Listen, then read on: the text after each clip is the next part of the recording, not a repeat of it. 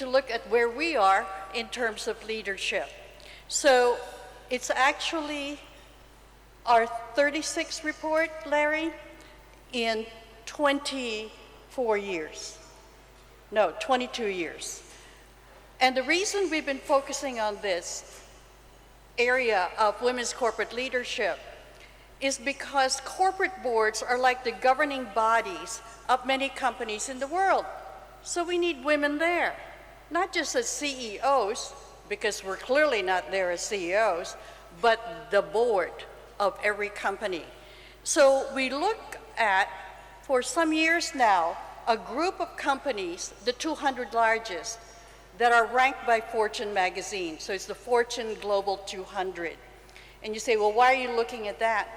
Because those 200 large companies are the pace setters. They set the trend for other companies, their competitors, companies in their supply chains, and they impact on those practices in terms of where are women. So we started looking at this group of companies in 2004. So 18 years later, how does it look? Well, first, the composition of the 200 largest companies, in other words, who were ranked big enough. And what you will see, the blue was in 2004. At that time, US and European companies dominated. Now take a look in 2022, the red part. Asia Pacific companies, they're now 91. Okay? Yeah, yes. And of the 91, 63 are Chinese. That is huge, that are now deemed big enough in terms of gross revenues to be included in the Fortune Global 200. I want you to think about that. In 2004, there were only 3 Chinese companies that made it to the Fortune Global.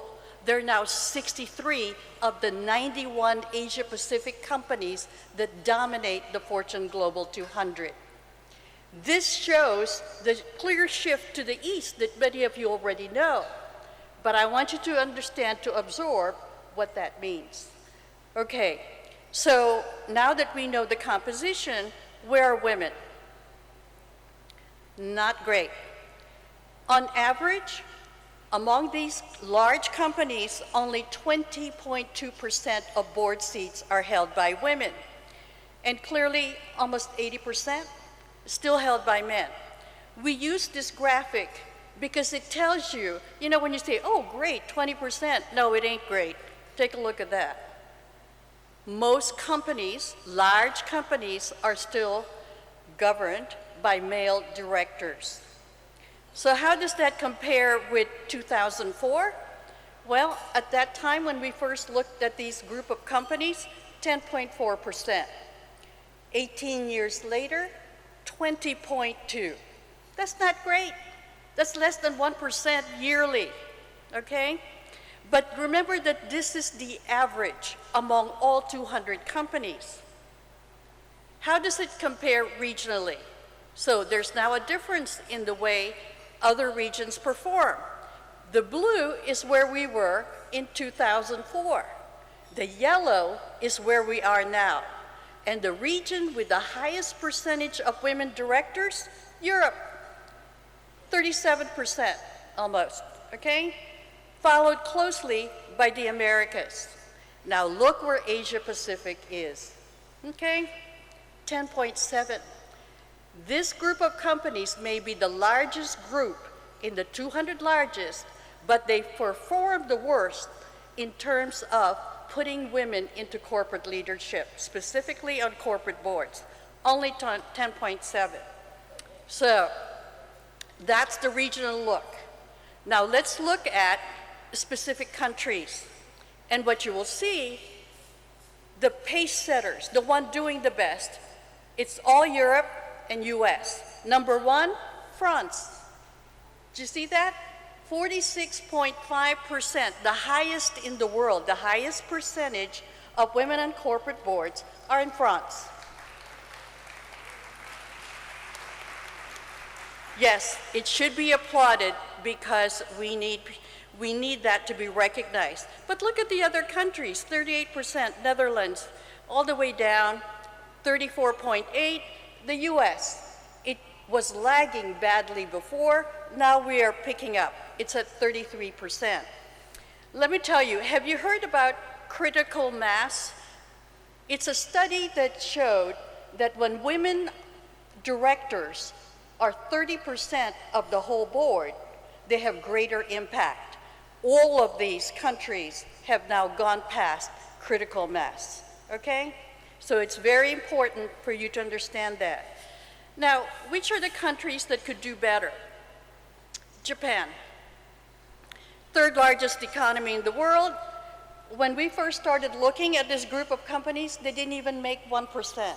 But look, they're now at 15.1%. Prime Minister Abe pushed for womenomics. Remember that? You know, and he pushed the stock exchange to open up 2 independent seats per company to be held by somebody other than management.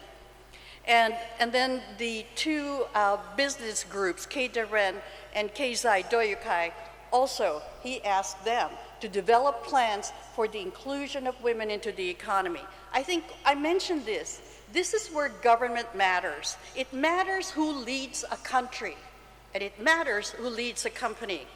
So, South Korea, you'll see, they were at 0 for many, many years, 0 women on the boards.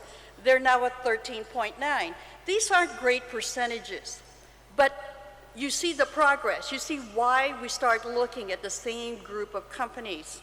China, unfortunately, they do the worst. 2.8% in 2004, they're only at 8.9%, okay? So that's a country look. Now let's look at specific companies. Which companies do well? Take a look at this list. Unbelievable. I'm going to go to the other part of the list. You see, number 10, this is the top 10 companies with the highest percentage of women on boards. The lowest, number 10, Munich Re, at 45% women on boards. In 2004, our bottom was 23%. Just to give you an indication of how remarkable this voyage is. So, let me look again at the top of the top.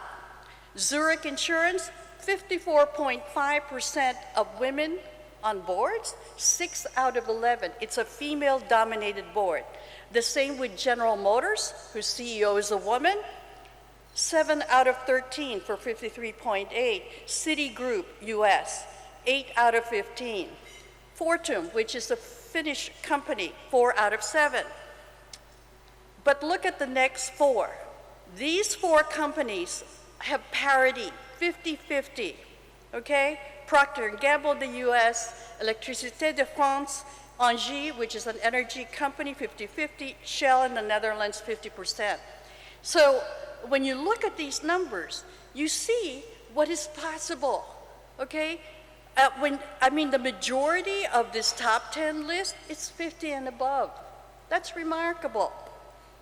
And then the problem with this kind of progress is that it pushes down, other companies that are doing well but are only at 30%. When your bottom is 45%, then, but look at the names of the companies, right? They're mostly European or US. US has 10 companies, Europe has 11. In this best performers list, nobody from Europe, nobody from Asia Pacific region, okay? So why is it that Europe does best all over the world? Quotas.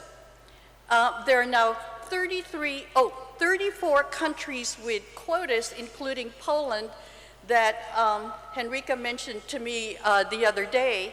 Poland just passed a quota law with 40% as the target mandated by law. So these are quotas for listed companies. Norway may have started it, but now look, Korea has a quota.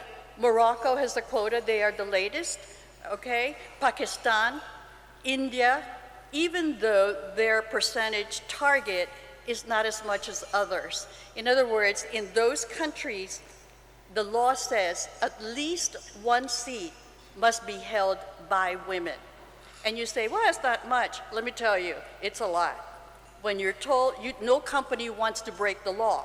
So if it says at least one seat must be held by a woman, that's important. For state-owned companies, these are the quotas for state-owned. And you say, well, what is that? That is a company where the government has majority shares, okay? And so all these countries already have quotas. Look, Panama is in here. United Arab Emirates is in this list. Chile is on this list. Kenya is on this list. So this is now a global trend, which is to use legal mandates to force immediate access of women into board seats. Now, does it work? Yes. As you can see, companies based in countries with quotas average 38.5% women on boards, and those without quotas, only 22%. So it matters. And the interesting thing is, because you saw that France's numbers are above 40%, those countries, many countries have surpassed their targets. So because people said, oh, well, you know, it'll be hard to reach that. No. Not only, and you say, well, why is that? Competition sets in. Nobody wants to look like a company that's not good for women. So if your competitor has more women on boards, you're going to try and surpass that, right? But quotas are still controversial, even among women. Women who say, well, I don't just want to be part of a number. I want to be there because I'm great.